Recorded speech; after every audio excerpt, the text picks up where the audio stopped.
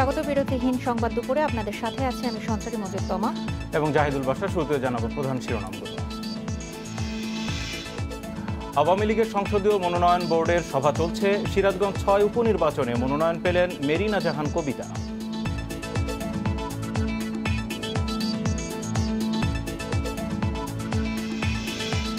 দুর্নীতির মামলার স্বাস্থ্যের সাবেক ডিজি আবুল কালাম আজাদের আদালতে আত্মসমর্পণ, ২ নভেম্বর পর্যন্ত জামিন।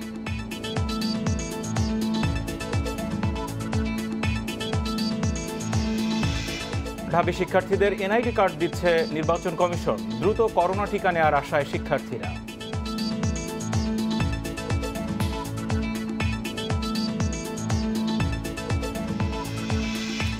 সৈয়দপুর কক্সবাজার রুটে বিমান বাংলাদেশের সরাসরি ফ্লাইট চালু, পর্যটনে নতুন সম্ভাবনার আশা।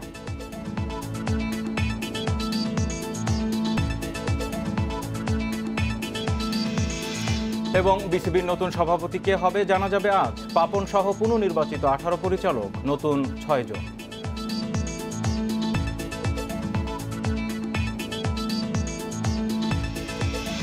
এবার বিস্তারিত খবর। সিরাজগঞ্জ 6 আসনের উপনির্বাচনে আওয়ামী লীগের মনোনয়ন পেলেন মেরিনা জাহান কবিতা। প্রধানমন্ত্রী ও আওয়ামী লীগ সভাপতি শেখ হাসিনার সভাপতিত্বে দলের সংসদীয় মনোনয়ন বোর্ড ও স্থানীয় সরকার মনোনয়ন বোর্ডের যৌথ সভায় এই মনোনয়ন দেওয়া হয়। গণভবনে সকাল 10:30টায় শুরু হওয়া বৈঠকে দলের সাধারণ সম্পাদক ওবায়দুল কাদের সহ মনোনয়ন বোর্ডের 8 সদস্য অংশ নেন। করোনার কারণে সীমিত করা হয় এই বৈঠক। মোট 848টি ইউনিয়ন পরিষদের মধ্যে আজ খুলনা ও রাজশাহী বিভাগের ইউনিয়নগুলোর আওয়ামী লীগের প্রার্থী চূড়ান্ত করা হবে। এছাড়া 10টি উপজেলা ও 2টি উপজেলার প্রার্থীও চূড়ান্ত হবে আজকের বৈঠক থেকে।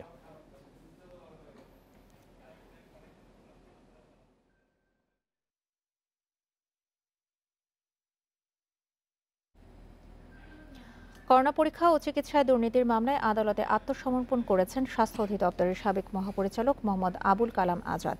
পরে আদালত তাকে আগামী 2 নভেম্বর পর্যন্ত জামিন দেন। এর আগে সকালে ঢাকা মহানগর দায়রা জজ আদালতের বিচারক KM ইমরুল কায়েসের আদালতে আত্মসমর্পণ করে জামিনের আবেদন করেন আবুল কালাম আজাদ। এর আগে গত 5 অক্টোবর আত্মসমর্পণ করতে এসে ফিরে যান তিনি। গত বছরের 23শে সেপ্টেম্বর 5 জনকে আসামি করে দুর্নীতির মামলা করে দুদক। পরে 30 সেপ্টেম্বর আবুল কালাম আজাদ সহ 6 জনের বিরুদ্ধে চার্জশিট দাখিল করেন মামলার তদন্ত কর্মকর্তা দুদকের উপপরিচালক ফরিদ আহমেদ পাটোয়ারি। অন্য 5 আসামির মধ্যে রিজেন্ট হাসপাতালের চেয়ারম্যান মোহাম্মদ শাহেদ ছাড়াও অধিদপ্তরের আরও 4 কর্মকর্তা রয়েছেন।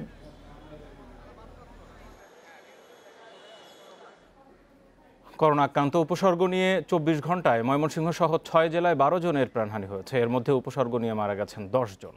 ময়মনসিংহ মেডিকেল কলেজ হাসপাতালের করোনা ইউনিটে উপসর্গ নিয়ে 4 জনের মৃত্যু হয়েছে। এ নিয়ে চলতি মাসে ময়মনসিংহ মেডিকেল কলেজ হাসপাতালে করোনা উপসর্গ নিয়ে 26 জনের মৃত্যু হলো।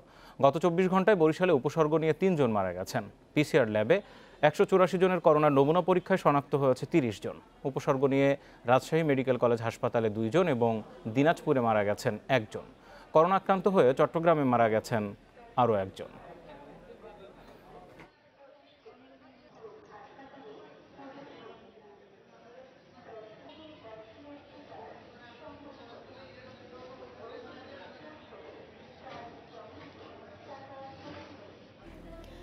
দেশে করোনা পরিস্থিতি নিয়ন্ত্রণে আছে। এরই মধ্যে 2 কোটি লোককে করোনা টিকার দ্বিতীয় ডোজ দেওয়া হয়েছে বলে জানিয়েছেন স্বাস্থ্যমন্ত্রী জাহিদ মালেক। দুপুরে দক্ষিণ কেরানীগঞ্জে এক অনুষ্ঠানে একথা জানান তিনি। স্বাস্থ্যমন্ত্রী বলেন, করোনা টিকা এখন উৎপাদনে যাওয়ার পরিকল্পনা রয়েছে সরকারের। ভবিষ্যতে টিকা রপ্তানি করাও সম্ভব হতে পারে। পরে মাদকাসক্তের বিষয়ে বলেন, কেউ মাদক নিলেই সে অপরাধী হয়ে যায় না। সুচিকিৎসার মাধ্যমে তাদের সুস্থ করে তোলা সবার দায়িত্ব।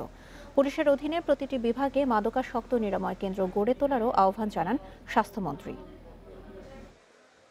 আজকে আমরা অনেক দেশের থেকে টিকার বিষয়েও অনেক এগিয়ে আছি, যার ফলে আজকে দেখেন 2.8% নেমেছে। আমাদের সকলকে এটা নিয়ন্ত্রণে যেমন আছে নিয়ন্ত্রণে রাখতে হবে। আমরা প্রায় 3.5 কোটি লোককে আমরা প্রায় প্রথম ডোজ দিয়েছি এবং প্রায় 2 কোটি লোককে আমরা দ্বিতীয় ডোজ দিতে সক্ষম হয়েছি। এদিকে একই অনুষ্ঠানে স্বরাষ্ট্রমন্ত্রী জানান, সঠিক পরিসংখ্যান জানা না গেলেও দেশে অন্তত 80 লাখ মানুষ মাদকাসক্ত বলে ধারণা করা হচ্ছে। স্বরাষ্ট্রমন্ত্রী দুপুরে কেরানীগঞ্জের এই অনুষ্ঠানে আরও জানান, মাদক ব্যবহার নিয়ন্ত্রণ করা না গেলে হোঁচট খাবে দেশ। তাই মাদক সেবীদের নিরুৎসাহিত করার কোনো বিকল্প নেই। বাজারে মাদকের চাহিদা কমানোর উপর জোর দিতে হবে। সবাই সচেতন না হলে একা শুধু সরকারের পক্ষে এটি নিয়ন্ত্রণ করা কঠিন। মাদকাসক্ত সন্তানকে নিয়ে লজ্জা না পেয়ে দ্রুত চিকিৎসকদের পরামর্শ নেওয়ারও আহ্বান জানান স্বরাষ্ট্রমন্ত্রী আসাদুজ্জামান খান। মাদকের বিরুদ্ধে যে যুদ্ধ আমরা, সেখানেও মাননীয় প্রধানমন্ত্রী জিরো টলারেন্সের কথা বলেছেন। আমরা সেই যুদ্ধে আজকে আমরা অবতীর্ণ। আমরা এই যুদ্ধ জয়ী হতেই হবে, না হলে আমাদের ভবিষ্যৎ প্রজন্মকে আমরা রক্ষা করতে পারবো না, যাদের নিয়ে আমরা স্বপ্ন দেখছি 2030-2041। স্কুল কলেজের শিক্ষার্থীদের ডেঙ্গুতে আক্রান্তের হার বেড়েছে। এক সপ্তাহে মোট আক্রান্তের 45% বয়স 20 বছরের মধ্যে। এমন পরিস্থিতিতে সচেতনতা বাড়ানোর পাশাপাশি এডিস দমনে জোর দিয়েছেন চিকিৎসকরা। শনির আখড়ার বাসিন্দা নবম শ্রেণীর ছাত্র মাহিম স্থানীয় একটি স্কুলের শিক্ষার্থী। স্কুল খোলার 4 থেকে 5 দিনের মধ্যেই আক্রান্ত হয় ডেঙ্গুতে। জটিলতা বাড়ায় চিকিৎসা চলছে হাসপাতালে। মাহিমের মতো অনেক শিক্ষার্থী ভর্তি রাজধানীর মিটফোর্ড হাসপাতালে। স্বাস্থ্য অধিদপ্তরের পরিসংখ্যান বলছে, এক সপ্তাহে 20 বছর বয়স পর্যন্ত আক্রান্তের হার 45.65%, যার বেশিরভাগই স্কুল কলেজের শিক্ষার্থী। স্কুল খোলার পরে ও কোচিংয়ে যাইতো আর স্কুলে গেছে, এরপর থেকে জ্বর। 6 দিন ক্লাস করছে, এরপরে দিয়েই আক্রান্ত হয়েছে। আর আক্রান্ত হয়েছে 5 দিন আগে, গত বৃহস্পতিবারে। বৃহস্পতিবারে হওয়ার পরে 3 দিন আমরা বাসায় রাখলাম। ডাক্তারের কাছে নিছি, ওষুধ দেয়, কমে না। পরে দিন হসপিটালে নিয়ে গেলাম, পরীক্ষা করে এলাম, রক্ত পরীক্ষা করে আর কি ডেঙ্গু জ্বর ধরা পড়ছে। গত 2 সপ্তাহে ডেঙ্গুতে আক্রান্ত শিক্ষার্থীর সংখ্যা বেড়েছে। সচেতন না হলে আক্রান্তের সংখ্যা আরও বাড়ার শঙ্কা করছে চিকিৎসকরা। বাসাবাড়িটা পরিষ্কার পরিচ্ছন্ন কিছুটা রাখার চেষ্টা করছে, যার কারণে এখন মনে হয় বাসাবাড়ি কিছুটা পরিষ্কার আছে, যার কারণে বাসাবাড়িতে বাচ্চারা আক্রান্ত না হলেও স্কুল কলেজ খোলার পরে দেখা যাচ্ছে যে ইয়ঙ্গার এজ যারা, তাদের সেই ইয়ঙ্গার এজ গ্রুপের রোগীর সংখ্যা কিছুটা বেড়েছে। এবছর ডেঙ্গুতে আক্রান্ত 19,000 ছাড়িয়েছে, আর সরকারি হিসেবেই মারা গেছেন 73 জন। বন ইবনে কামাল, ইন্ডিপেন্ডেন্ট নিউজ, ঢাকা। সৈয়দপুর কক্সবাজার রুটে চালু হয়েছে বিমান বাংলাদেশ এয়ারলাইন্সের সরাসরি ফ্লাইট। সকালের উদ্বোধন করেন বেসামরিক বিমান পরিবহন প্রতিমন্ত্রী মাহবুব আলী। তিনি বলেন, করোনায় বহু দেশে বিমান সংস্থা বন্ধ হলেও দক্ষতার সাথে ফ্লাইট পরিচালনার পাশাপাশি নতুন নতুন রুটে ফ্লাইট চালু করছে বাংলাদেশ বিমান। ভবিষ্যতে সৈয়দপুরে বিমান পরিবহনের রিজিওনাল হাব তৈরি করা হবে বলেও জানান মাহবুব আলী। রেলমন্ত্রী নুরুল ইসলাম সুজন বলেন, সৈয়দপুর বিমানবন্দরকে আন্তর্জাতিক মানে উন্নীত করতে পারলে প্রতিবেশী দেশগুলোর সঙ্গে যোগাযোগ স্থাপন সহজ হবে। সেই সঙ্গে পর্যটনে অপার সম্ভাবনাও তৈরি হবে। সরকার সৈয়দপুর থেকে সরাসরি কক্সবাজার পর্যন্ত রেল যোগাযোগ স্থাপনের পরিকল্পনা করছে বলেও জানান রেলমন্ত্রী।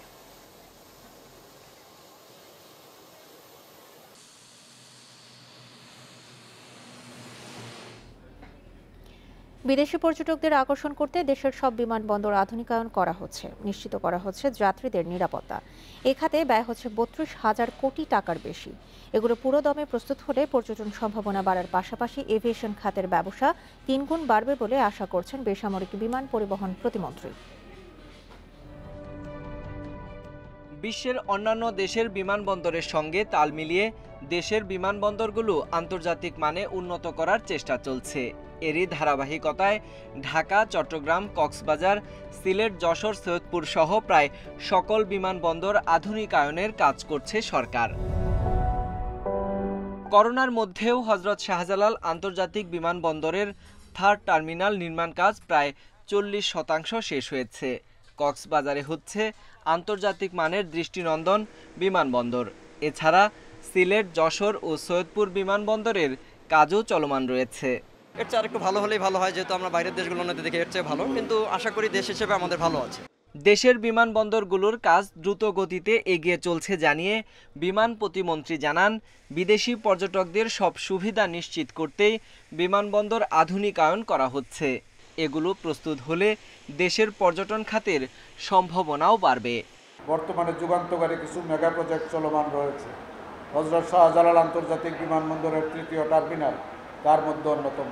সৈয়দপুর বিমানবন্দরকে আঞ্চলিক এভিয়েশন হিসেবে গড়ে তোলার লক্ষ্যে তার নকশা প্রণয়ন সম্পূর্ণ হয়েছে। আগামী 15 বছরে বাংলাদেশের এভিয়েশন সেক্টরের প্রবৃদ্ধি প্রায় 3 গুণ হবে। আন্তর্জাতিক মানের বিমানবন্দর হিসেবে স্বীকৃতি পেতে চোরাচালান বন্ধ করার পাশাপাশি যাত্রী সেবার মান বাড়ানো জরুরি বলে মনে করছেন খাত সংশ্লিষ্টরা। দেশের বিমানবন্দরগুলোর আধুনিকায়নের কাজ চলছে। এগুলো পুরোদমে প্রস্তুত করা গেলে যাত্রীদের সুযোগ সুবিধা নিশ্চিত করা যাবে। তবে যাত্রীরা বলছেন এগুলো তত্ত্বাবধানেও গুরুত্ব দিতে হবে। Sohel Rana, independent news, Saidpur. দেশের বিভিন্ন এলাকায় স্থানীয় সরকারের 28টি উপনির্বাচনের ভোট গ্রহণ শুরু হয়েছে। ভোট চলবে টানা বিকেল 4টা পর্যন্ত। এখন পর্যন্ত কোথাও কোনো অপ্রীতিকর ঘটনার খবর পাওয়া যায়নি। সুষ্ঠু ও শান্তিপূর্ণ ভোট গ্রহণে মাঠে রয়েছেন আইনশৃঙ্খলা বাহিনীর সদস্যরা। ভোট গ্রহণ চলছে 12 উপজেলা পরিষদ, 4 সিটি কর্পোরেশনের 5 কাউন্সিলর, 5 পৌরসভা, 1 মেয়র ও 4 কাউন্সিলর এবং 6 ইউনিয়ন পরিষদের বিভিন্ন পদে। 5 পৌরসভার মধ্যে রাজশাহীর গোদাগাড়ী পৌরসভায় মেয়র পদে ইভিএম ভোট নেওয়া হচ্ছে। বাকি 4 পৌরসভায় ভোট চলছে ব্যালটের মাধ্যমে। 4 সিটি কর্পোরেশনের 5টি সাধারণ ওয়ার্ডে ইভিএমে ভোট গ্রহণ চলছে। এছাড়া 6 ইউপির বিভিন্ন ওয়ার্ডে ভোট হচ্ছে ইভিএমে।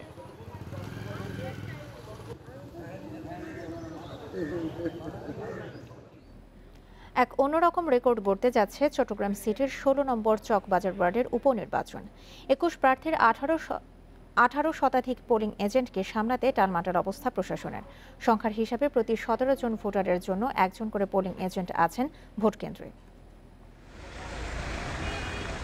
ভোট শুরু হতে আরো মিনিট 10 বাকি। ভোটকেন্দ্রের বাইরে যে দীর্ঘ সারি দেখা যাচ্ছে তা ভোটারের নয়, বিভিন্ন প্রার্থীর এজেন্টদের। এই ভোটকেন্দ্রের 8টি বুথের জন্য 21 প্রার্থীর 168 পোলিং এজেন্টকে থাকতে হচ্ছে কেন্দ্রের ভেতর। তাই এদের লম্বা সময় ধরে লাইন ধরেই ঢুকতে হচ্ছে কেন্দ্রে। একই অবস্থা দেখা গেছে 15টি কেন্দ্রের সবগুলোতে। দীর্ঘ লাইনে দাঁড়িয়ে এভাবে কেন্দ্রে ঢোকা এসব অভিজ্ঞ এজেন্টদের জন্য নতুন অভিজ্ঞতা। স্বতঃস্ফূর্তভাবে সবাই যেন ভোট দিতে পারে, আমরা এই জন্য এখানে লাইনে শৃঙ্খলাবদ্ধভাবে ভিতরে ঢুকতেছি আর কি। আমার বয়স এখন 40 চলতেছে। এই প্রথম দেখলাম যে 20 জন একটা সিটের জন্য 20 জন লড়াই চলতেছে। প্রত্যেক প্রার্থীর জন্য আলাদা আলাদা এজেন্ট করা হচ্ছে। প্রার্থীর ছড়াছড়িতে এমনিতেই এই ওয়ার্ডের নির্বাচন নিয়ে আলোচনা ছিল গেল কয়েক সপ্তাহ। ভোটের দিন সকালে শত শত পোলিং এজেন্টদের সামলাতেই যেন হিমশিম খেয়েছে আইন শৃঙ্খলা বাহিনী। হাস্যরস ছড়িয়েছে ভোটারদের ভেতরও। 15টা কেন্দ্রের মধ্যে 87টা বুথ আছে। টোটাল 87টা বুথে প্রায় 1500 উপরে খালি এজেন্ট। এবার এখন চিন্তার বিষয় হলো প্রত্যেকটা বুথে এজেন্টদেরকে জায়গা দেওয়ার সক্ষমতা রাখে কিনা। এখানে রুমেও তো মনে হয় জায়গার সংকলন হবে না, যে অবস্থা দেখা যাচ্ছে। গণতান্ত্রিক ব্যবস্থায় বেশি প্রার্থী থাকাকে প্রতিযোগিতামূলকই বলছে সংশ্লিষ্টরা। সামাল দিতে হিমশিম খেলেও পরিস্থিতি নিয়ন্ত্রণে রয়েছে আইন শৃঙ্খলা বাহিনীর। এটা আমাদের কাছে কোনো বিষয় হবে না, কারণ এটা প্রিজাইডিং অফিসারের কেন্দ্রের ভিতরে ঢুকে যাওয়ার পরে প্রিজাইডিং অফিসার এবং প্রত্যেকের তার নিজস্ব যে নির্বাচন কমিশনের আইন রয়েছে, আইন অনুযায়ী একটি করে বুথে একটি করে এজেন্ট পাবে। এই হিসাবে তারা প্রত্যেকটি কেন্দ্রে এজেন্ট দিবে অবশ্যই, এবং এটি একটি নিরপেক্ষতার বড় প্রমাণ বলে বিশ্বাস করি। চট্টগ্রাম সিটির 16 নং ওয়ার্ডের এই উপনির্বাচনে 21 প্রার্থীর 1806 জন পোলিং এজেন্ট ভোট গ্রহণে সহযোগিতা করছে। অনুপম শীল, ইন্ডিপেন্ডেন্ট নিউজ, চট্টগ্রাম। সুষ্ঠু নির্বাচনের জন্য দ্বিধাদ্বন্দ্ব ভুলে সবাইকে ঐক্যবদ্ধ হওয়ার আহ্বান জানিয়েছেন বিএনপি মহাসচিব মির্জা ফখরুল ইসলাম আলমগীর। আর সরকার পতন ছাড়া নিরপেক্ষ নির্বাচন সম্ভব নয় বলে মন্তব্য করেন তিনি। বৃহস্পতিবার জাতীয় প্রেস ক্লাবে বুয়েট শিক্ষার্থী আবরার ফাহাদের দ্বিতীয় মৃত্যুবার্ষিকী উপলক্ষে অ্যাসোসিয়েশন অব ইঞ্জিনিয়ার্স অ্যাব আয়োজিত স্মরণ সভায় মির্জা ফখরুল দাবি করেন, আবরার হত্যা কোনো বিচ্ছিন্ন ঘটনা নয়, এমন ঘটনা প্রায় সময়ই ঘটছে। দেশে আইনের শাসনের পরিবর্তে একদলীয় শাসন চলছে বলে অভিযোগ করেন মির্জা ফখরুল। এ সময় দেশ ও গণতন্ত্র রক্ষায় ঐক্যবদ্ধ আন্দোলনের বিকল্প নেই বলেও জানান বিএনপি মহাসচিব। একা বিএনপি তো আজকে এই ভয়াবহ অবস্থার মধ্যে পড়েনি, গোটা জাতি পড়েছে। সেই ক্ষেত্রে আজকে গোটা জাতিকেই ঐক্যবদ্ধ হয়েই এই ভয়াবহ দানীয় সরকারকে সরিয়ে সত্যিকারের একটা জনগণের সরকার প্রতিষ্ঠা করতে হবে।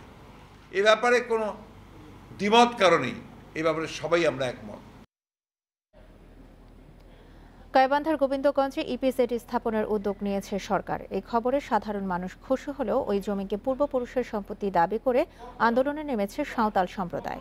তবে প্রশাসনের দাবি, অধিগ্রহণকৃত জমি রংপুর চিনিকলের মালিকানাধীন। স্বার্থান্বেষী মহল সাঁওতালদের ভুল পথে পরিচালিত করছে বলে দাবি জনপ্রতিনিধিদের। 24 আগস্ট গাইবান্ধার গোবিন্দগঞ্জে রংপুর চিনিকলের সাহেবগঞ্জ বাগদা ফার্মে ইপিজেড স্থাপনের ঘোষণা দেয় সরকার। উত্তরের এই জনপদের পিছিয়ে পড়া 2 লাখ মানুষের উন্নয়ন ও কর্মসংস্থানই এর উদ্দেশ্য। ওদিকে রংপুর, এদিকে বগুড়া, মাঝখানে কিন্তু কিছু নেই। অর্থাৎ এই বিশাল জনগোষ্ঠীকে কর্মের মধ্যে নিয়ে এসে তাদেরকে একটা বেটার লাইফে যদি তাদেরকে নিয়ে যেতে হয়, কোনো পথ নেই। ইপিজেড স্থাপনের খবরে খুশি স্থানীয়রা। এর ফলে নিজ এলাকাতেই অনেক মানুষ কর্মসংস্থানের সুযোগ পাবে বলে আশা তাদের। এই অঞ্চলটা পুরো অঞ্চলটা ইপিজেড হলে অধিকাংশ লোক এখানে কাজ করতে পারবে। তবে যে জমিতে ইপিজেড হচ্ছে সেটিকে বাপদাদার সম্পত্তি দাবি করে আন্দোলন শুরু করেছে সাঁওতাল সম্প্রদায়। তাদের দাবি আখ চাষ ছাড়া অন্য কিছু হলে তাদেরকে জমি ফেরত দেওয়া হবে বলে 1962 সালে চুক্তি হয়েছিল। 5 নম্বর পয়েন্টে উল্লেখ আছে যে পূর্বের মালিককে ফেরত দিতে হবে যদি আখ চাষ বা সেই উদ্দেশ্যে ব্যবহার না হয়। অবশ্য স্থানীয় জনপ্রতিনিধিদের অভিযোগ, নিরীহ সাঁওতালদের ভুল পথে পরিচালনা করে ফায়দা লুটতে চাইছে একটি চক্র। সরকার ইচ্ছা করলে যে কোনো ধরনের কার্যক্রম বা সিদ্ধান্ত এখানে গ্রহণ করতে পারে। স্পেসিফিক আসলে এই ধরনের তাদেরকে ফিরিয়ে দিতে হবে এমন আসলে বিষয়টা নয়। জেলা প্রশাসক বলছেন, বাগদা ফার্মের জমি রংপুর চিনিকলের, এর সপক্ষে কাগজপত্র রয়েছে বলেও দাবি তার। বাংলাদেশ গেজেটে বলা আছে যে প্রথম রিকুইশন করা হয়, রেকুইশন করে অ্যাকুইশন করা হয়। অ্যাকুইশন করার পরে সেটা কিন্তু অ্যাসেট রেকর্ডে রংপুর সুগার মিলের নামে আসে, তারপরে হলো বিআরএসের তাই আসে। তো এখানে আসলে দাবি করার কোনো সুযোগ আসলে আইনগতভাবে নাই। 1842 একর জমির দখল নিয়ে 2016 সাল থেকে রংপুর চিনিকল কর্তৃপক্ষের সাথে সাঁওতালদের বিরোধ চলছে। Independent news desk. প্রধানমন্ত্রীর বেসরকারি শিল্প বিনিয়োগ উপদেষ্টা সালমান এফ রহমান জানান, পর্যাপ্ত গ্যাসের মজুদ থাকায় উজবেকিস্তানে শিল্প কারখানা স্থাপনে লাভবান হতে পারে বাংলাদেশ। দুই দেশের দ্বিপাক্ষিক ব্যবসা বাণিজ্য সম্প্রসারণে সংশ্লিষ্টদের নিয়ে এক বৈঠকে এ কথা জানান তিনি। সকালে রাজধানীর আগারগাঁওয়ে বাংলাদেশ বিনিয়োগ উন্নয়ন কর্তৃপক্ষ বিডার কার্যালয়ে হয় এই বৈঠক। সম্প্রতি সালমান এফ রহমানের নেতৃত্বে বাংলাদেশ প্রতিনিধি দলের উজবেকিস্তান সফরের সময় সেদেশের উপপ্রধানমন্ত্রীর সাথে দ্বিপাক্ষিক বৈঠক হয়। এ সময় দুই দেশের মধ্যে বিভিন্ন ক্ষেত্রে ব্যবসা বাণিজ্য সম্প্রসারণে আলোচনা হয়। পররাষ্ট্র মন্ত্রণালয় জানায়, কৃষি, বস্ত্র ও চামড়া শিল্পের পাশাপাশি তথ্য প্রযুক্তি খাতে যৌথ বিনিয়োগে আগ্রহ জানিয়েছে উজবেকিস্তান। এছাড়া দুই দেশের মধ্যে সরাসরি বিমান চলাচল, দুই দেশের পর্যটন শিল্প বিকাশে যৌথ উদ্যোগ সহ বিভিন্ন বিষয়ে বাংলাদেশের সাথে একমত উজবেক সরকার। আমরা মনে করি ওয়ান অফ দি মোস্ট সম্ভাবনা খাত হলো টেক্সটাইল, আর টেক্সটাইলের উপরে আমাদের কাজ করা হবে। টেক্সটাইলে কিন্তু উইন উইন আছে, আমাদেরও অনেক লাভ থাকবে, আমাদের দেশেও, সে দেশেও হবে, লাভবান হবে।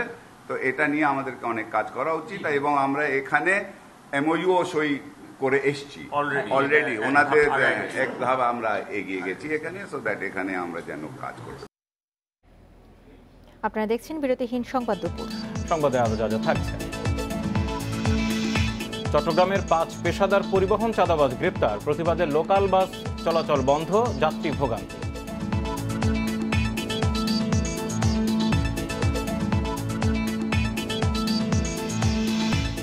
পদ্মায় ড্রেজিং চলায় দৌলতদিয়া ফেরিঘাটে 5 কিলোমিটার দীর্ঘ যানজট, পারে আটকে কয়েকশো গাড়ি।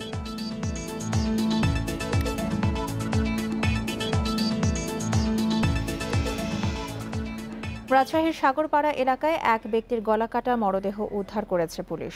বুধবার গভীর রাতে বিদ্যুৎ অফিসের পিছনের ড্রেন থেকে ওই ব্যক্তির মৃতদেহ উদ্ধার করা হয়। বোয়ালিয়া মডেল থানার ওসি জানান, মধ্যরাতে ড্রেনে মৃতদেহটি পড়ে থাকতে দেখে এক পথচারী থানায় খবর দেয়। নিহত ব্যক্তির গলায় ধারালো অস্ত্রের আঘাতের চিহ্ন রয়েছে। মৃতদেহ উদ্ধার করে ময়নাতদন্তের জন্য রাজশাহী মেডিকেল কলেজ মর্গে পাঠানো হয়েছে। এদিকে পিরোজপুরে পূর্বশত্রুতার জেরে চাচাকে হত্যার অভিযোগ উঠেছে ভাতিজার বিরুদ্ধে। এই ঘটনায় জড়িত সন্দেহে একজনকে আটক করেছে পুলিশ।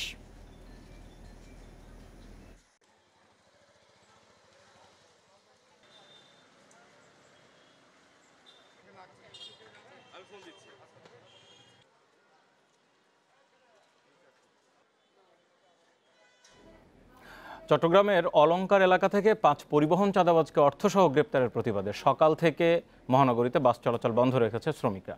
হঠাৎ এই কর্মবিরতির কারণে চরম ভোগান্তিতে সাধারণ মানুষ। ধর্মঘট নিয়ে মালিকপক্ষ সরাসরি কিছু না বললেও সমস্যা সমাধানে বৈঠকের উদ্যোগ নিয়েছে প্রশাসন। বুধবার রাতে চট্টগ্রামের অলংকার মোড়ে বিভিন্ন বাস থেকে চাঁদাবাজির সময় 21,800 টাকা সহ 5 চাঁদাবাজকে গ্রেপ্তার করে র্যাব। এরপর আইনি প্রক্রিয়ায় তাদেরকে পাহাড়তলী থানা পুলিশের কাছে হস্তান্তর করা হয়। এই খবরে বৃহস্পতিবার সকাল থেকে কোনো ঘোষণা ছাড়াই শহরের সড়কে বাস চলাচল বন্ধ করে দেয় মালিকরা। কিছু বাস নামলেও তা যাত্রীর তুলনায় একেবারেই কম। ভোগান্তিতে পড়ে মানুষ। অন্যান্য দিন যেভাবে গাড়ি পাচ্ছি, আজকে সেভাবে গাড়ি পাচ্ছি না। আর মানুষেরও গাড়িতে ওঠার জন্য সবাই দৌড়াদৌড়ি করতেছে। এই করোনা পরিস্থিতিতে এভাবে যাওয়াটাও ঠিক না। হঠাৎ করে যদি গাড়ি বন্ধ করে দেয় তো আমরা যারা জব হোল্ডার বা যারা স্টুডেন্ট তারা কিভাবে আমরা গাড়ি পাবো? বাস মালিকরা বলছে পরিবহন কার্যক্রম সুষ্ঠুভাবে তদারকির দায়িত্বে থাকা লাইনম্যানদের গ্রেপ্তার করেছে র্যাব। সিটি কেন্দ্রিক যে গাড়িগুলো চলে 11 নম্বর রুট, 8 নম্বর রুট আর 16 নম্বর রুট, সেখানে 5 জন ওই লাইনম্যানকে র্যাবে নিয়ে গেছিল। সেটাকে কেন্দ্র করে কালকে একটা অঘোষিতভাবে একটা কর্মবিরতি পালন গিয়েছে আর কি শ্রমিকদের। এটার উপরে যদি প্রশাসন থেকে একটু কোনো রকম ওইদিকে ছেড়ে দেওয়ার কোনো রকম আশ্বস্ত করে বা এটা আলোচনা হয় তাহলে সেক্ষেত্রে একটা এটা উদ্যোগ করবে আর কি কর্মবিরতি শ্রমিকরা। পুলিশ বলছে ঘোষণা না দিয়ে এমন ধর্মঘট কাম্য নয়। আইনের দৃষ্টিতে অপরাধীদের বাঁচাতে ধর্মঘট থেকে মালিকরা সরে আসবে বলেও মনে করছে পুলিশ। আমরা এখনো কথা বলার চেষ্টা করে যাচ্ছি। আইনি প্রক্রিয়া যেটি আছে সেটি আইনি প্রক্রিয়ার মাধ্যমেই সম্পন্ন হবে। এর সাথে বা অপরাধীদের সাথে কোনো কর্মসূচিকে সম্পৃক্ত না করার জন্য আমি সবাইকে আহ্বান জানাবো। মহানগরীর ভেতরে লোকাল বাস চলাচল বন্ধ থাকলেও দূরপাল্লার বাস চলাচল এখনও স্বাভাবিক আছে। অনুপম শীল, ইন্ডিপেন্ডেন্ট নিউজ, চট্টগ্রাম। চট্টগ্রাম মহানগরীতে হঠাৎ ধর্মঘট, কি ধরনের ভোগান্তি হচ্ছে সেখানে সর্বশেষ খবর নিয়ে আহসান রিটন সহকর্মী আমাদের সাথে যুক্ত হয়েছেন।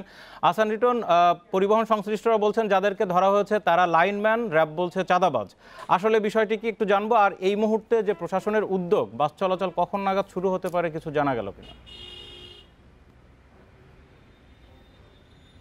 দেখুন, গতকালকে আসলে 21,000 টাকা সহ যে 5 জনকে ধরা হয়েছে, পুলিশ বলছে যে আসলে তারা আসলে এই ঘটনার সঙ্গে আদৌ জড়িত কিনা সেই বিষয়টি আসলে আইন দেখবে। অর্থাৎ এই আজকে যে ধর্মঘট, এই ধর্মঘটের ফলে ছেড়ে দেওয়ার কোনো রকমের যুক্তি তারা দেখছেন না। পুলিশ বলছে যে তাদের বিরুদ্ধে আইনানুগ যে ব্যবস্থা নেওয়ার সেটি অর্থাৎ দোষী কি নির্দোষ সেটি পরবর্তীতে নির্ধারণ করা হবে। কিন্তু এই মুহূর্তে মানুষের যে ভোগান্তি সেটি থেকে মুক্তি দেওয়ার জন্য তারা আসলে মালিক পক্ষের কাছে আহ্বান জানিয়েছেন। আমরা কিছুক্ষণ আগে চট্টগ্রাম মেট্রোপলিটন পুলিশের পুলিশ কমিশনার সালেহ মোহাম্মদ তানভীরের সাথে মানুষকে জিম্মি করার জন্য হঠাৎ করে যে ধর্মঘট সেটি আসলে কোনোভাবে, পাশাপাশি তিনি এটিও বলছেন যে আজকে সকাল থেকে যে ধর্মঘটটি যে অচল অবস্থাটি তৈরি হয়েছে সেটির বিষয়ে আসলে মালিকপক্ষ সরাসরি বিষয়টি স্বীকার করছে না। কিন্তু নানা জায়গা থেকে তারা যেটি জেনেছেন সেটি হচ্ছে সকাল থেকে বাস গণপরিবহনগুলো চলছে না, সঙ্গত কারণে আমরা সকাল থেকে দেখছি মানুষের ভোগান্তি চরমে উঠেছে। আপনি এখনও যদি আমার ঠিক পেছনটায় দেখেন, আসলে এখানে অসংখ্য মানুষ তারা এখনও পর্যন্ত তাদের কর্মস্থলে পৌঁছাতে পারেননি।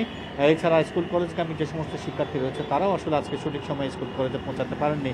এটি নিয়ে তারা এবং সংশ্লিষ্ট যারা আছেন সবাই মনে করছেন যে আসলে প্রশাসন এটি নিয়ে একটি উদ্যোগ নেবেন। উদ্যোগ নিয়ে মালিক এবং পুলিশ প্রশাসনের পক্ষে উভয় পক্ষে মিলে একটি সুন্দর সমঝোতা এলে তাহলে হয়তো এই বিষয়টির সমাধান হতে পারে এমনকি তারা মনে করছেন, এবং এটি হলেই মানুষের যে ঝামেলা সেটি কেটে যাবে।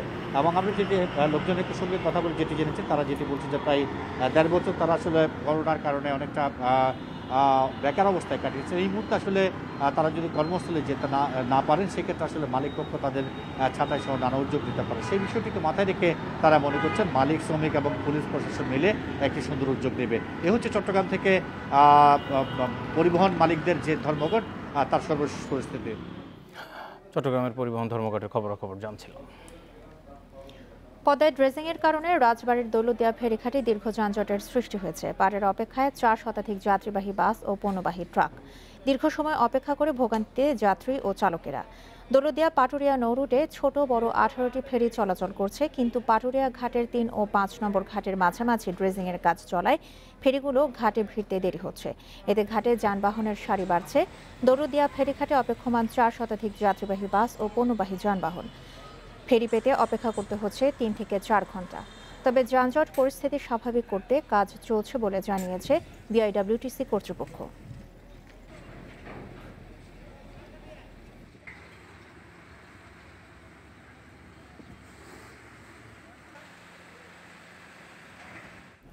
ফেরিঘাটের আরো খবর জানাতে এবার রাজবাড়ীর দৌলতদিয়া থেকে যোগ দিচ্ছেন আমাদের সহকর্মী শামীম রাজা। শামীম, এই মুহূর্তে ভিড় কেমন দেখছেন? কতক্ষণ নাগাদ এই যান চলাচল স্বাভাবিক হবে? আর পদ্মায় যে ড্রেজিং চলছে এই কাজের অগ্রগতি কত দূর এখন?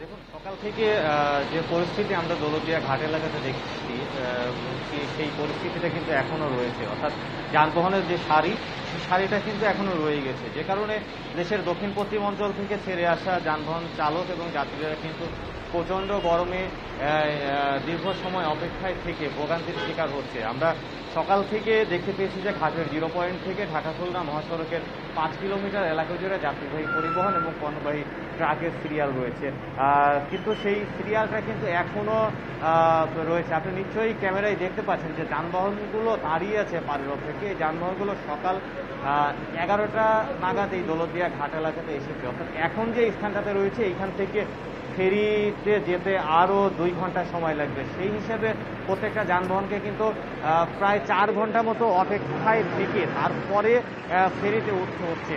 আর বিআইডব্লিউটিসি কর্তৃপক্ষ বলছে যে যেহেতু যানবাহনের চাপ রয়েছে, সেই সাথে পাটুরিয়া ঘাটের 3 এবং 5 নম্বর ঘাট এলাকাতে ড্রেজিং কাজ চলছে, যার ফলেই এই যানজটের সৃষ্টি হচ্ছে। তবে 20টা ফেরি দিয়ে যানবাহন পারাপার করা হচ্ছে। আর একটা বিষয় যে কখন নাগাদ ড্রেজিং কার্যক্রম শেষ হবে সেই বিষয়ে কিন্তু ঘাট সংশ্লিষ্টরা আমাদের কিছু বলতে পারেনি, যেহেতু ওই পাটুরিয়া ঘাট এলাকায় নাব্য সংকট দেখা দিয়েছে, ডুবোচরের সৃষ্টি হয়েছে, সে কারণেই কিন্তু মূলত তারা ড্রেজিং দিয়ে কার্যক্রম শুরু করেছে। সেটা 2 দিনও লাগতে পারে বা 3 দিনও লাগতে পারে। সবকিছু মিলিয়ে আমরা বলতে পারি যে এই দৌলতদিয়া ঘাট এলাকায় যানবাহনের চাপটা রয়েছে এবং চালক এবং যাত্রীরা প্রচণ্ড গরমে দুর্ভোগের শিকার হচ্ছে। পদের ড্রেজিংয়ের কারণে ফেরিঘাটে যানজট পরিস্থিতি নিয়ে জানাচ্ছিলেন আমাদের সহকর্মী শামীম রেজা। ঢাকা বিশ্ববিদ্যালয়ের সকল শিক্ষার্থীদের টিকার আওতায় নিয়ে আসার লক্ষ্যে ক্যাম্পাসে জাতীয় পরিচয়পত্র দেওয়া হচ্ছে। শীঘ্রই বিশ্ববিদ্যালয়ের স্বাভাবিক কার্যক্রম শুরুর জন্য এটি করা হচ্ছে বলে জানিয়েছেন উপাচার্য অধ্যাপক এম আখতারুজ্জামান। এদিকে এই সিদ্ধান্তে খুশি শিক্ষার্থীরা। গত 1 আগস্ট থেকে বিশ্ববিদ্যালয় শিক্ষার্থীদের টিকা দেওয়ার কার্যক্রম শুরু হয়, কিন্তু অনেক শিক্ষার্থী জাতীয় পরিচয়পত্র না থাকায় টিকা দিতে পারেনি। এ অবস্থায় ক্যাম্পাস থেকেই জাতীয় পরিচয়পত্র নিতে পারবেন ঢাকা বিশ্ববিদ্যালয়ের শিক্ষার্থীরা। বৃহস্পতিবার থেকে এই কার্যক্রম শুরু হয়। আগামী 14 অক্টোবর পর্যন্ত সকাল 10টা থেকে বিকেল 5টা পর্যন্ত শিক্ষার্থীরা জাতীয় পরিচয়পত্র সংগ্রহ করতে পারবেন। তোলার পরে 24 ঘন্টা অর্থাৎ তার ফিঙ্গার ভেরিফিকেশন হওয়ার সাথে সাথেই সে যখন আইডি কার্ডের নাম্বারটা পাবে এবং তারপর আইডি কার্ড পাইতে সর্বোচ্চ 1 সপ্তাহ এর মধ্যে আমরা দিয়ে দেওয়ার আশা করি। এদিকে ক্যাম্পাস থেকে জাতীয় পরিচয়পত্র নিতে পেরে খুশি শিক্ষার্থীরা। বেশি উপজেলা হলে তাও কমসে কম তো 1 বছরের মতো লাগে যে স্মার্ট কার্ড পর্যন্ত পাইতে, সেই হিসেবে আমাদেরকে 7 দিনে করে দিচ্ছে, আমাদের সময়ও বাঁচতেছে। পত্রটা যে এলাকা থেকে বা ইউনিয়ন পরিষদ পৌরসভা নিতে অনেক দেরি হয় নির্বাচন অফিস থেকে, এখানে ইউনিভার্সিটিতে যেহেতু 7 দিনের মধ্যে কার্যক্রমটা হচ্ছে সেজন্য খুব ভালো। নিতে পারতেছে না, তো এটা যেহেতু উদ্যোগটা নেওয়া হয়েছে সেক্ষেত্রে বলবো যে এটা একটা ভালো উদ্যোগ।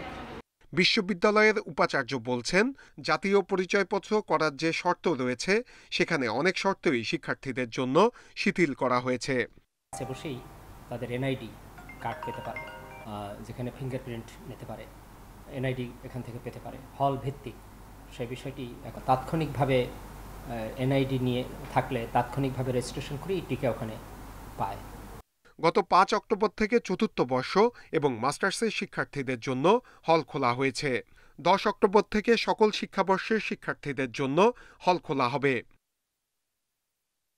নূরে আলম, ইন্ডিপেন্ডেন্ট নিউজ, ঢাকা। রাঙামাটির বিলাইছড়ি উপজেলার দুর্গম 4 নম্বর বড়থলি ইউনিয়নের পুকুরপাড়া এলাকায় তৃতীয়বারের মতো পৌঁছেছে করোনার টিকা। সকালে হেলিকপ্টারে করে এই টিকা পৌঁছানো হয়। বিলাইছড়ি উপজেলা স্বাস্থ্য বিভাগ জানায়, এইবার দুর্গম বড়থলি ইউনিয়নের রাইখং লেক সংলগ্ন পুকুরপাড়া এলাকায় গণটিকার আওতায় সিনোফার্ম টিকার প্রথম ডোজ দেওয়া হবে। উপজেলা স্বাস্থ্য কর্মকর্তা ডাক্তার রশি চাকমা জানান, 1,500 ডোজ টিকা দেওয়ার পাশাপাশি মোবাইল মেডিকেল ক্যাম্পের আওতায় ওই অঞ্চলে স্বাস্থ্য সেবা দেওয়া হবে। বিলাইছড়ি উপজেলা নির্বাহী কর্মকর্তা এবং উপজেলা স্বাস্থ্য ও পরিবার পরিকল্পনা কর্মকর্তার নেতৃত্বে 6 জন সদস্য এবং সেনাবাহিনীর 3 জন মেডিকেল সদস্য রয়েছেন এই টিমে।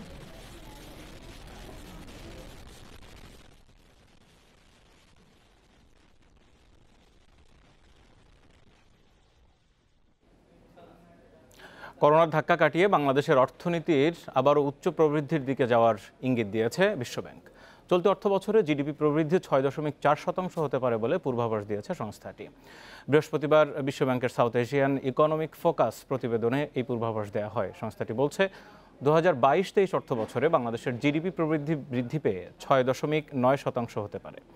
ডিজিটাইজেশন ও সেবা নির্ভর উন্নয়ন শীর্ষক এই প্রতিবেদনে বাংলাদেশ সম্পর্কে আরও বলা হয়েছে, গত অর্থবছরের দ্বিতীয়ার্ধ থেকেই দেশের অর্থনীতি ঘুরে দাঁড়াচ্ছে।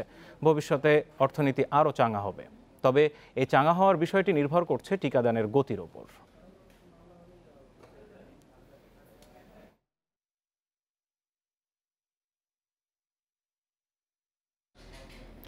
পটুয়াখালীতে ভয়াবহ অগ্নিকাণ্ডে 2 শতাধিক দোকান পুড়ে গেছে। ভোরে শহরের নিউ মার্কেট এলাকায় এই ঘটনা ঘটে। ফায়ার সার্ভিসের 6টি ইউনিট 1 ঘন্টার চেষ্টায় আগুন নিয়ন্ত্রণে আনে। বরিশাল বিভাগ ফায়ার সার্ভিসের উপপরিচালক মন্তাজউদ্দিন জানান, সংবাদ পেয়ে সাথে সাথে ফায়ার সার্ভিসের কর্মীরা ঘটনাস্থলে পৌঁছায়। বৈদ্যুতিক শর্ট সার্কিট থেকে আগুনের সূত্রপাত হয়েছে বলে ধারণা করা হচ্ছে, তবে ক্ষয়ক্ষতির পরিমাণ এখনও জানা যায়নি। এরই মধ্যে ঘটনাস্থল পরিদর্শন করেছেন জেলা প্রশাসক ও পুলিশ সুপার।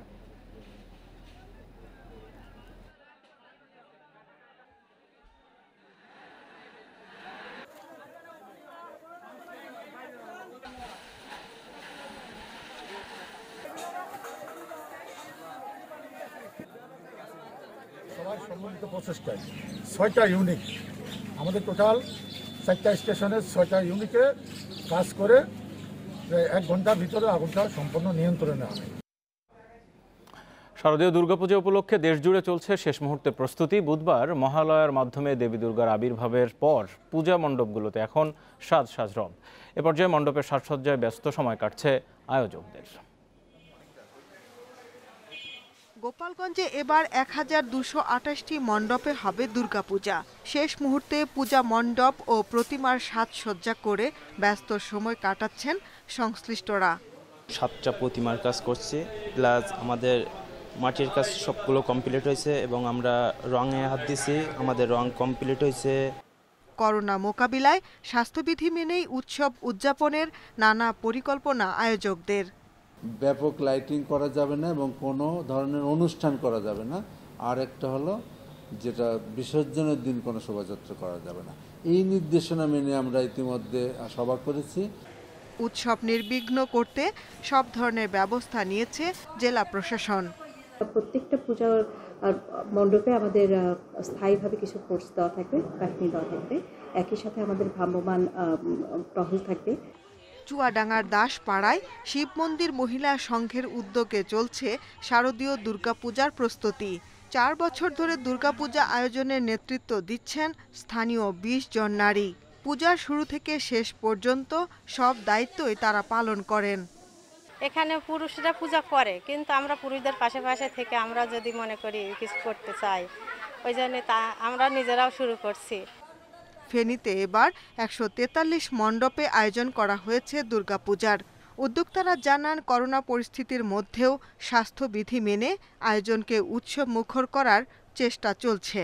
প্রতিটি পূজা মণ্ডপে হ্যান্ড স্যানিটাইজার, মাস্ক, স্বাস্থ্যবিধি মেনেই যারা ভক্তবিন্দু আসবেন তারা পূজা মণ্ডপে প্রবেশ করবেন, এরকম আমরা নির্দেশনা দিয়েছি। দুর্গাপূজাকে কেন্দ্র করে অপ্রীতিকর পরিস্থিতি এড়াতে সব মণ্ডপে 3 স্তরের নিরাপত্তা ব্যবস্থা নিয়েছে প্রশাসন। যেসব মহিলা বা মেয়েরা এই পূজা মণ্ডপে আসবে তাদেরকে কেউ কোনো ধরনের বিব্রতকর অবস্থায় যাতে না ফেলে বা কেউ কোনো ধরনের ইপটিজিং না করে, সেই বিষয়ে আমরা কড়া নজরদারি রাখছি। 11 অক্টোবর মহাষষ্ঠীর মাধ্যমে শুরু হবে দুর্গাপূজার মূল আনুষ্ঠানিকতা। এবার দেবী দুর্গা মর্তে এসেছেন ঘটকে করে আর ফিরে যাবেন দোলায় চড়ে। Shahnaz Parvin, independent news desk. আপনারা দেখছেন বিরতিহীন সংবাদ দুপুর। সংবাদে আরো জানাবো, শিশুদের জন্য ম্যালেরিয়ার টিকা RTSS ব্যবহারের অনুমোদন, রুখতে লাখো শিশুর মৃত্যু।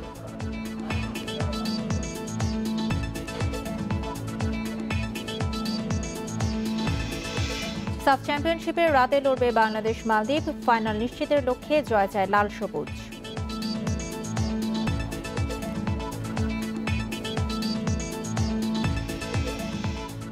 বিশ্বে একদিনে করোনায় 8,200 মানুষের মৃত্যু, নতুন শনাক্ত 4.5 লাখ। এই নিয়ে বিশ্বে করোনায় মোট প্রাণহানি ছাড়িয়েছে 48,41,000। এ পর্যন্ত আক্রান্ত 23,71,00,000 বেশি। যুক্তরাষ্ট্রে একদিনে করোনায় ২,০০০-এর বেশি মানুষের মৃত্যু হয়েছে, আক্রান্ত ১,০৭,০০০-এর বেশি। একদিনে দ্বিতীয় সর্বোচ্চ ৯২৯ জনের মৃত্যু হয়েছে রাশিয়ায়, যা দেশটিতে সংক্রমণ শুরুর পর একদিনের সর্বোচ্চ। এক সপ্তাহে দেশটিতে ১৪% বেড়েছে সংক্রমণ আর মৃত্যু বেড়েছে ৮ ভাগ। মেক্সিকোতে মারা গেছে ৭৯০ জন। একদিনের সংক্রমণের দিক থেকে যুক্তরাষ্ট্রের পরেই অবস্থান করছে যুক্তরাজ্য। দেশটিতে বুধবার শনাক্ত হয়েছে প্রায় ৪০,০০০ রোগী। কুয়েতে কমেছে করোনা সংক্রমণ, গত ৩ দিনে করোনায় আক্রান্ত হয়ে কারো মৃত্যু হয়নি দেশটিতে। সম্ভাব্য পার্শ্ব প্রতিক্রিয়ার শঙ্কায় ১৮ বছরের কম বয়সীদের মডার্না টিকা দেওয়া স্থগিতের সিদ্ধান্ত নিয়েছে ডেনমার্ক। এছাড়াও সতর্কতামূলক পদক্ষেপ হিসেবে ৩০ বছর ও এর চেয়ে কম বয়সীদের মডার্না টিকা দেওয়া বন্ধ করেছে সুইডেন। বাংলাদেশ সহ ৩২টি দেশ ও অঞ্চলে ভ্রমণের অনুমতি পেল ব্রিটিশ নাগরিকরা। বুধবার ব্রিটিশ সরকারের ওয়েবসাইটে এক বিবৃতিতে এই তথ্য নিশ্চিত করা হয়। তাতে বলা হয়, করোনা পরিস্থিতির উন্নতি হওয়ার পাশাপাশি এসব দেশে বড় পরিসরে টিকা কার্যক্রম পরিচালনা করায় এই সিদ্ধান্ত নেওয়া হয়েছে। তবে লাল তালিকাভুক্ত দেশগুলোতে ভ্রমণে নিষেধাজ্ঞা বহাল থাকবে। করোনা মহামারী শুরুর পর ২০২০ সালের মার্চে ঝুঁকিপূর্ণ দেশে ভ্রমণে নিষেধাজ্ঞা আরোপ করে যুক্তরাজ্য। গত বছরের নভেম্বর থেকে ধীরে ধীরে শিথিল হতে থাকে এই বিধিনিষেধ। British travellers will need to undertake the following measures. A pre-departure COVID-19 test taken within 72 hours before arrival.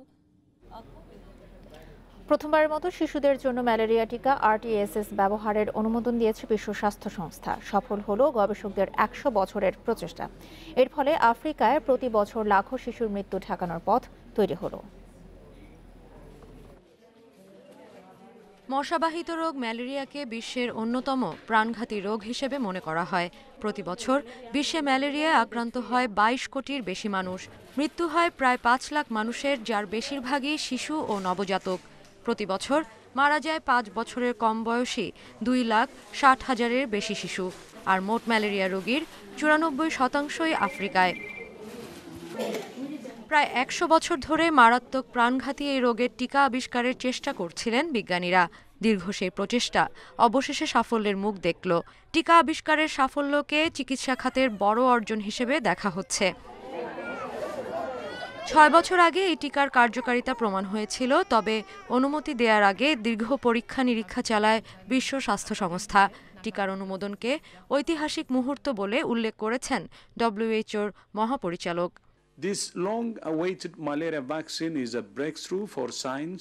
বহু প্রতীক্ষিত ম্যালেরিয়া টিকা শিশু বিজ্ঞান এবং ম্যালেরিয়া নিয়ন্ত্রণে একটি যুগান্তকারী পদক্ষেপ।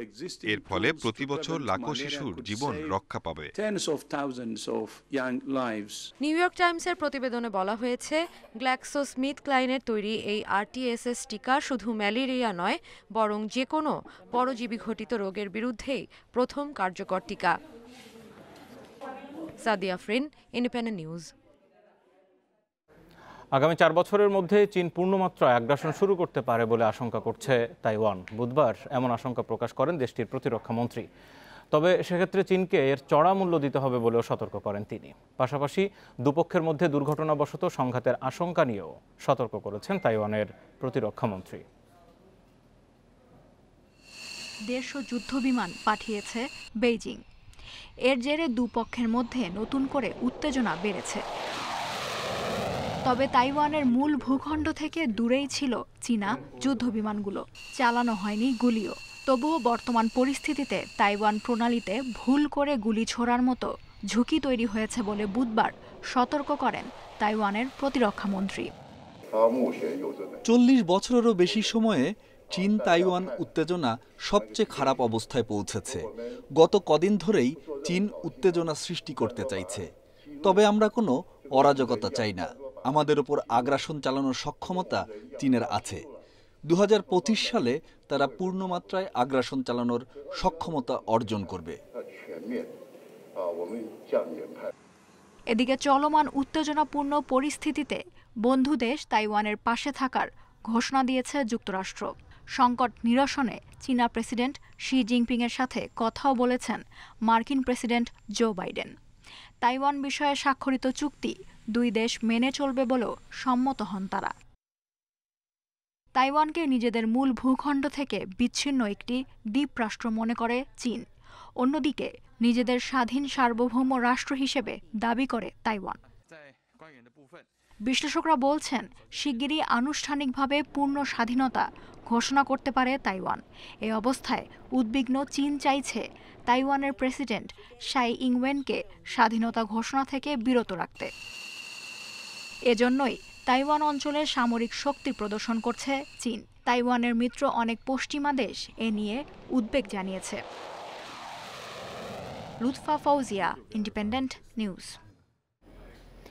বিধানসভার সদস্য হিসেবে আজ শপথ নিতে যাচ্ছেন পশ্চিমবঙ্গের মুখ্যমন্ত্রী মমতা বন্দ্যোপাধ্যায়। তাকে শপথ বাক্য পাঠ করাবেন রাজ্যপাল জগদীপ ধনখড়। মঙ্গলবার বিকেলে টুইট করে কথা জানান ধনখড়। মমতার সাথে একই সঙ্গে বিধায়ক পদের শপথ নেবেন আমিরুল ইসলাম ও জাকির হোসেন। করোনা মহামারীর কারণে ছোট আকারেই শপথ গ্রহণ অনুষ্ঠান আয়োজন করা হবে বলে জানা গেছে।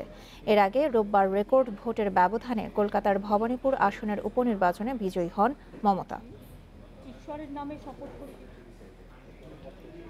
দ্বারা স্থাপিত ভারতের সংবিধানের প্রতি। বাংলাদেশ ক্রিকেট বোর্ডের নতুন সভাপতি কে হবেন তা জানা যাবে আজ। নবনির্বাচিত পরিচালকদের সভা শুরু হয়েছে মিরপুরে। এ নিয়ে আরও জানাতে বিসিবি কার্যালয় থেকে সরাসরি আমাদের সাথে যুক্ত আছেন সহকর্মী মাজহারুল ইসলাম। মাজহারুল, যেই 25 জন পরিচালক নির্বাচিত হয়েছেন তাদের ভোটে আজ বিসিবির বস কে হতে যাচ্ছেন তা নির্ধারণ হতে যাচ্ছে। একটু জানতে চাইব কি আভাস পাচ্ছেন, নাজমুল হাসান পাপনে কি থাকছেন? এটা আভাসটা নিশ্চিত হয়ে গেছে অনেকটাই, কারণ শুধুমাত্র আনুষ্ঠানিকতা বাকি। আপনি জানেন যে বিসিবির সভাপতি পদে কিন্তু তেমন কেউ নেই, যে এই পদে যারা আছেন 25 জন তার মধ্যে একজনকে আপনার সভাপতি নির্বাচিত করতে হবে। এখানে এমন কেউ নেই যে কিনা বিসিবির সভাপতি নাজমুল হাসান পাপনকে কম্পিট করতে পারেন। সেই ক্ষেত্রে নিশ্চিতভাবে বলা যায় যে সময়ের অপেক্ষা, কিছুক্ষণের মধ্যে ঘোষণা আসবে যে টানা তৃতীয়বারের মতো বিসিবি সভাপতি হচ্ছে নাজমুল হাসান পাপন, এটা নিশ্চিত। এবং সেখানে ভোটেরও কিন্তু অধিকাংশ ভোটই যে তিনি পাবেন বা যেগুলো আছে প্রায় সব ভোটই তিনি পাবেন। এবং সেখানে আমরা যেটা একটু আগে শুনতে পারলাম বা জানতে পারলাম যে মিটিংটা শুরু হয়েছে, 10 মিনিটের আলোচনা হয়েছে, হয়তো কিছুক্ষণের মধ্যে আমরা জানতে পারবো যে বিসিবি সভাপতি হচ্ছেন নাজমুল হাসান পাপন। এটা কিন্তু আমরা আগে থেকেই জানতাম যে আসলে কোনো প্যানেল ছাড়া নির্বাচন হচ্ছে এবং এখানে নির্বাচনে যারা আসছেন তারা কিন্তু বেশিরভাগই এর আগে বলেছেন, গণমাধ্যমে বলেছেন, বিভিন্ন সময় বলেছেন যে নাজমুল হাসান পাপন ছাড়া এখন এমন কেউ নেই যিনি কিনা বাংলাদেশ ক্রিকেটের দায়িত্ব নিতে পারেন। তো সেই ক্ষেত্রে এটা নিশ্চিত যে উনি কিছুক্ষণের মধ্যে হচ্ছে দায়িত্বটা পেতে যাচ্ছেন।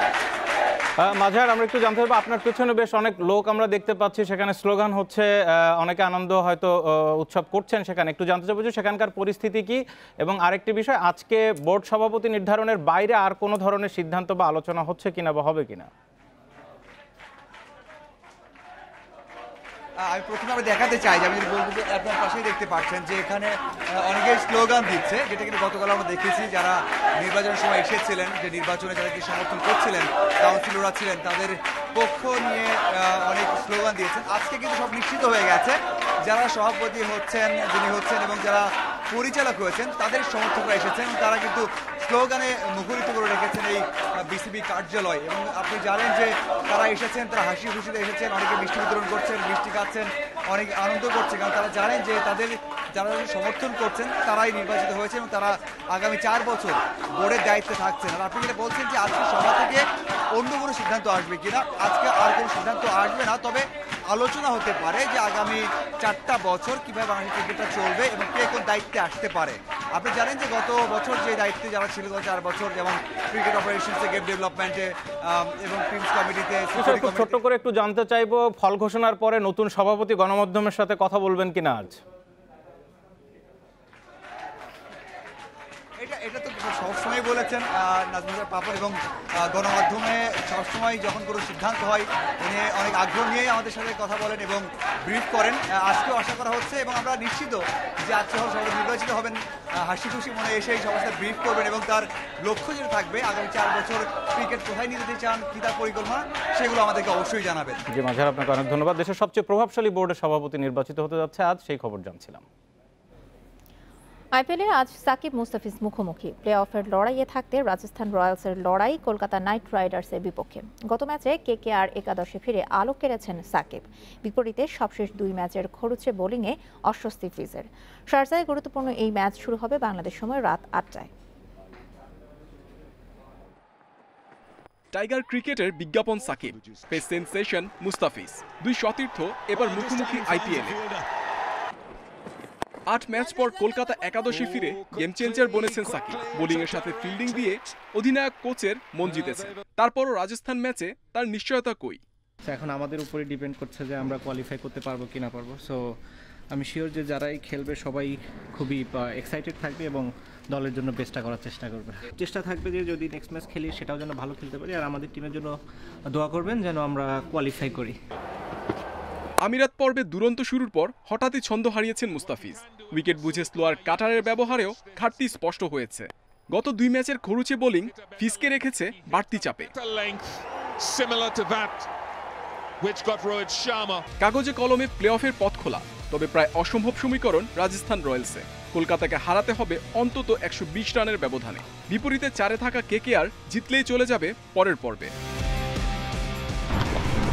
কোচিং হিসেবে মুস্তাফিজের আইপিএল মিশন থামছে বৃহস্পতিবার। সাকিবেরও হতে পারে একই দশা।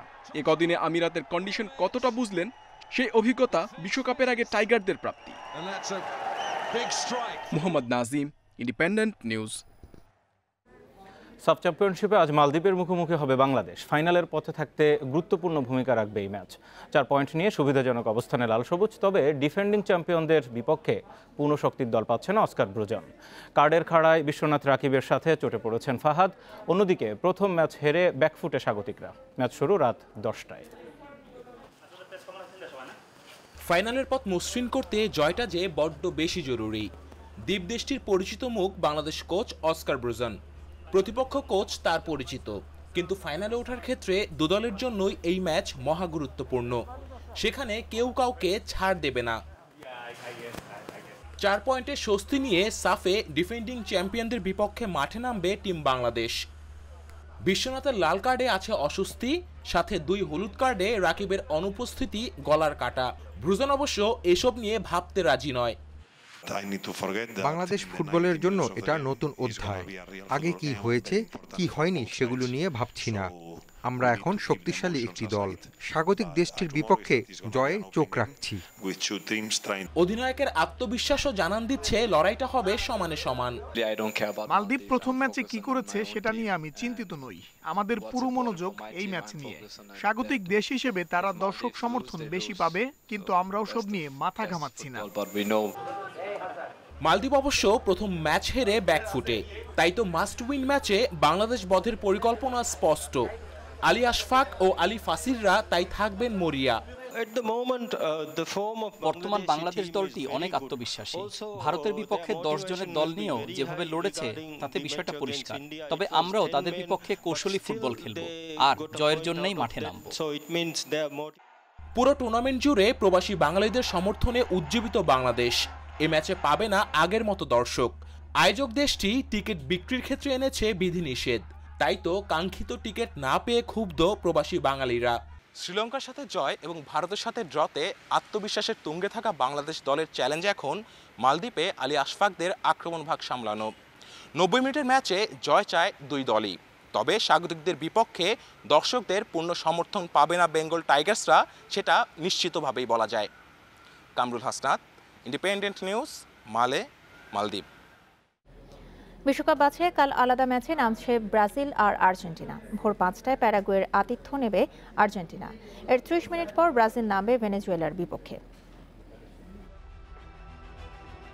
বিশ্বকাপ বাছাই পর্বের ব্রাজিল আর্জেন্টিনা ম্যাচের ভাগ্য এখনও ঝুলে আছে ফিফার কাঠগড়ায়। অসমাপ্ত সেই ম্যাচ নিয়ে একরকম বিপদেই আছে ফুটবলের নিয়ন্ত্রক সংস্থা। এর মধ্যেই লাতিন অঞ্চলের 2 পরাশক্তি ভিন্ন ভিন্ন ম্যাচে মাঠে নামছে।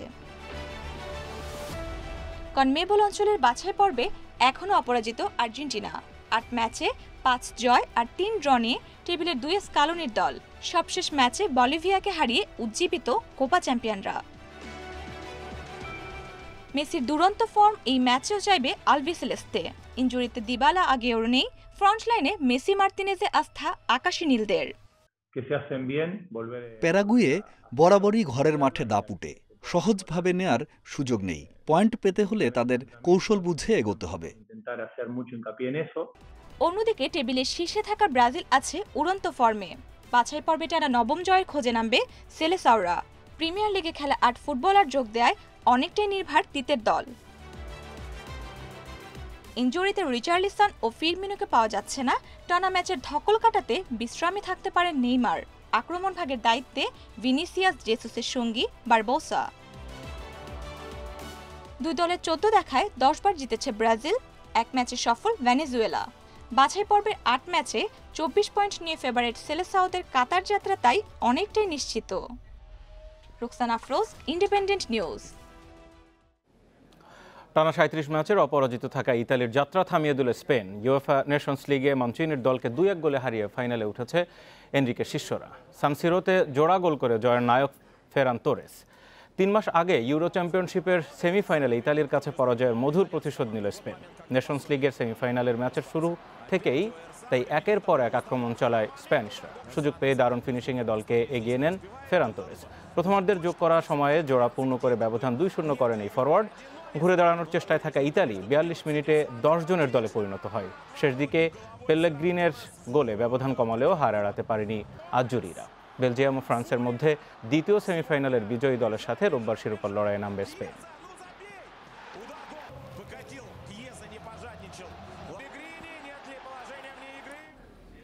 আর এর সাথে শেষ করছে এখনকার বিরতিহীন সংবাদের সবাই। এছাড়া ইন্ডিপেন্ডেন্ট টেলিভিশনের সব খবর আরও বিস্তারিত জানতে চোখ রাখুন ফেসবুক, ইউটিউব এবং টুইটারে। ধন্যবাদ সবাইকে।